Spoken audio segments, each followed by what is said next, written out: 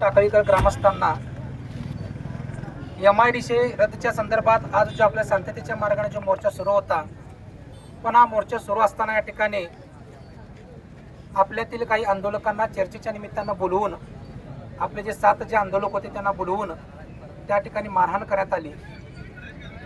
त्यांनाच फक्त मारहाण करता आली नाही, त्याचबरोबर आपल्या देशाचा राष्ट्रध्वज जो आहे तो राष्ट्रध्वज पायदळ तुडवून त्याच्या काठीनं अक्षरशः आपल्या सैनिकांना, जे माजी सैनिक आहेत त्यांना त्या ठिकाणी मारहाण करण्यात आली. हा एक प्रकारे या हुकुमशाहीची देशद्रोहीचा प्रकार आहे. याचं कारण म्हणजे यांना आलेली सत्तेची मस्ती आहे, लक्षात घ्यावी.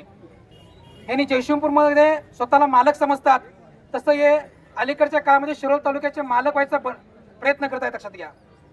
पण आपणही लक्षात ठेवलं पाहिजे, ही घटना 9 ऑगस्ट 1942 महात्मा गांधीजींनी त्या ठिकाणी चले जावचा नारा दिला होता आणि इंग्रजांना हटवून लावलं होतं. आज आपण या ठिकाणी एक शपथ घेऊया किंवा सैनिक टाकळी या गावातून आपण अनेक जवान या ठिकाणी घडवलेले आहेत, जो आज त्या ठिकाणी त्यांची नैतिकता म्हणजे आमदारकीचा राज्यामध्ये दिला पाहिजे, पण ते तसे करणार नाहीत. का त्यांच्याकडे नैतिकता लक्षात घ्या.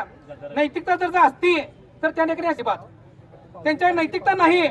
पण घोडं मैदान का लांब नाही. येणार 2029 आमदारकीचे इलेक्शन आहे. ह्या आमदारकीला काय वाटतं ते उद्या आपण टाकळी गावातून सुरुवात करायची आणि यांना आमदारकीचा गुलाल लावून द्यायचा, लक्षात घ्या. त्याशिवाय सत्तेची मस्ती उत्तर नाही, लक्षात घ्या. जोपर्यंत त्यांची आमदारकीचा पद जाणार नाही तोपर्यंत त्यांची सत्तेची मस्ती उतरणार नाही. सर्वांनी आज आपण ठरवायचं की भविष्यात जर आपल्याला बदल हवा असेल तर आमदार नवा, बदल नवा, लक्षात घ्या. धन्यवाद.